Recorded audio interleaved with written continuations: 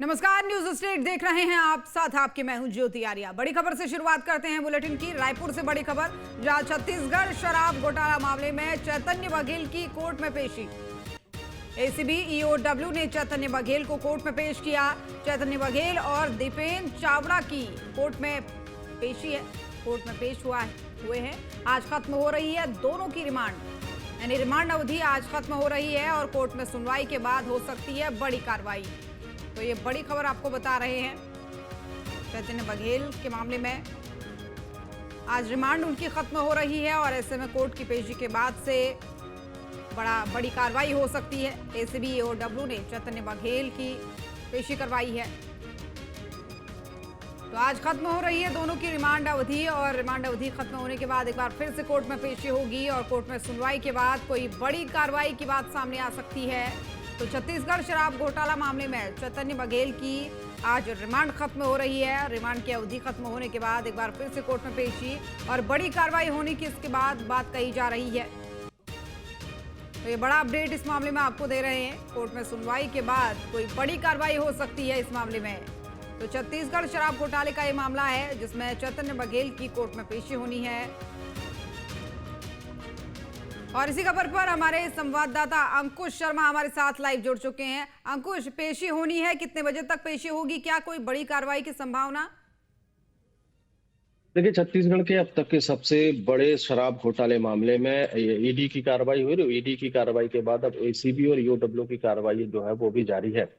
ED की गिरफ्त में थे पूर्व मुख्यमंत्री भूपेश बघेल के बेटे चैतन्य बघेल और ईडी की कार्रवाई के बाद अब ईओडब्ल्यू ने भी उस पूरे मामले में एफआईआर दर्ज की है और उनकी गिरफ्तारी की थी।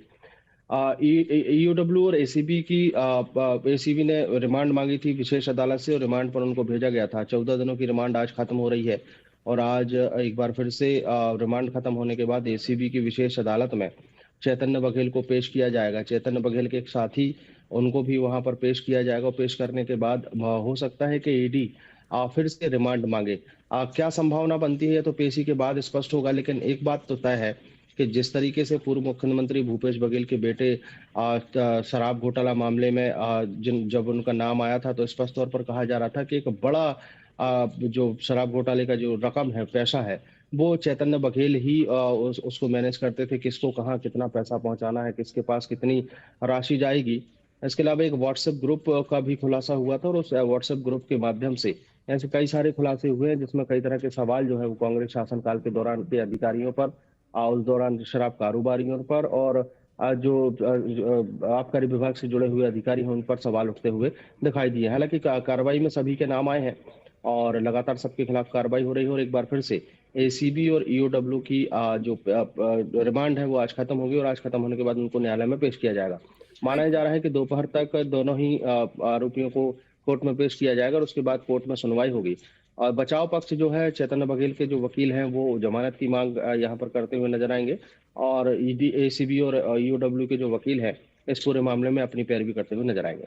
बिल्कुल, जाहिर तौर पर तमाम सारी चीजें देखने को मिलेंगी, लेकिन अभी तक की अगर अंकुश हम बात करें तो जो रिमांड एक के बाद एक दी गई, उन रिमांड में क्या निकलकर सामने आया, अगर पूछताछ हुई तो कौन से कोई बड़े खुलासे क्या अब तक हो पाए हैं?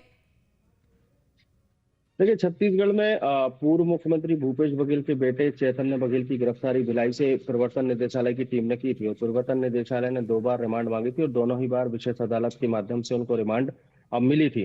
क्योंकि ईडी की पूछताछ अब कंप्लीट हो गई थी, उसके बाद इस पूरे मामले में जो जांच पड़ताल है वो एसीबी और ईओडब्ल्यू की टीम कर रही थी।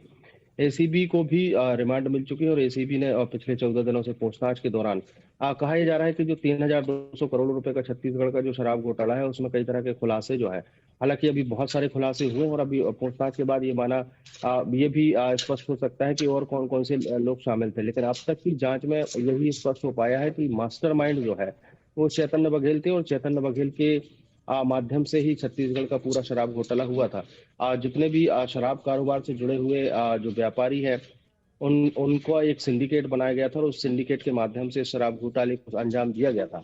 बहुत एक ऐसा खुलासा भी हुआ है कि जो पूर्व आबकारी मंत्री कवासी लखमा, जिनको शराब घोटाला मामले में प्रवर्तन निदेशालय की टीम ने गिरफ्तार करके न्यायालय में पेश किया था और न्यायालय ने उन्हें जेल भेज दिया। तो जेल में जाने के बाद भी कई तरह के खुलासे होते रहे कि जो शराब घोटाले की जो राशि थी, जो कमीशन की जो राशि थी, वो राजनीतिक दल के एक दफ्तर बनाने में भी खर्च हुई है। इसके अलावा ऐसे बहुत सारे इन्वेस्टमेंट हैं जो बिना दस्तावेजों के आधार पर कभी कहीं ज्वेलर्स के पास, कहीं किसी ठेकेदार के पास वो रकम जो है खर्च की गई।